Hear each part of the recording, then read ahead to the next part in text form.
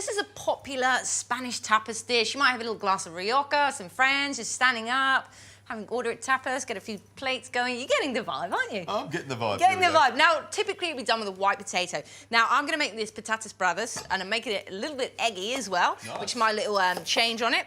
And I'm going to make it with sweet potato. Now, the reason for that is it is a little bit lower GI. What that means is a lower glycemic index, which means your blood sugar doesn't shoot up and then go back down. It stays a little bit more like this, which is what we like, because no one likes a moody friend, do we? No, not at all. We don't like moody friends at all. No. At all. No, not at all. So you want it to be little tiny mouthfuls like this, okay? So not too big and not too small.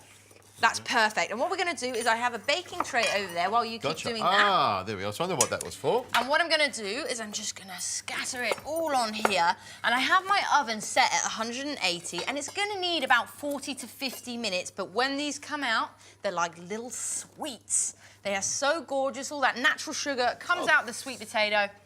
They're divine.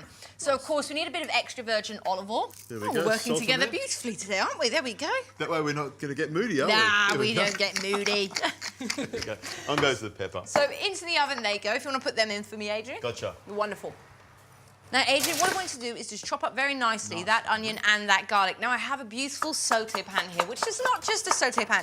What we can do is actually bring it from the hob into the oven as well. I'm actually going to serve in it as well, which is absolutely brilliant. When you can have that, you can save space with pans, so it's great when you get a versatile pan with a versatile ingredient like eggs as well. It's all about the handle coming off, which you're going to show us, aren't you? It is. I will show you indeed. So I'm just going to get some extra virgin olive oil. Like we said, Spain, the Mediterranean, we're going to have lots of beautiful, good fats in there. Nice. Now, I want this on a lower heat. I'm just going to slowly saute. Now, onion and garlic end up being the basis of so many ingredients, but sometimes people don't know what to do with this, so it's OK to ask the small questions. How long do you saute? Anything like that, right? How long do you saute that for? 2 to 3 minutes. Oh, there we go. There you go. Bit of salt in there? That's it. So what we'll do is we'll just let those cook off a little bit, go that lovely translucent, and then I will come back and add everything to it.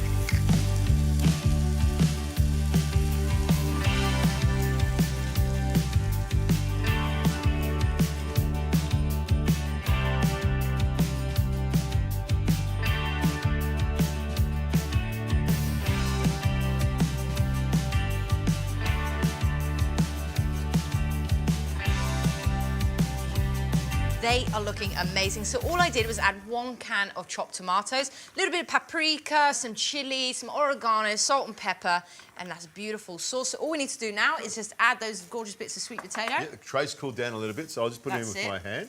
It smells Now, I want fantastic. you to try one as well without that sauce on there. So they are just divine. If you want a little kind of sweet pick-me-up, they're brilliant. Lovely. So I'll just coat all of that sweet potato there. Now, I have switched the oven to a grill, and what we're going to do is just finish it off. I did say this was my eggy potato bravas, so what I'm going to do is just make 3 little holes. We'll turn that off the heat there. There we go. So I just want you to crack into those ones there.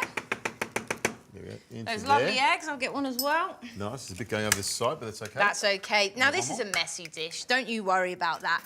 Now, the wonderful thing with this pan is that with the handle, we can take it on and off, and we can go from the hob. I'm going to stick it into the grill there with this wonderful handle that I will just take off like that, 10 minutes, just until those whites are set.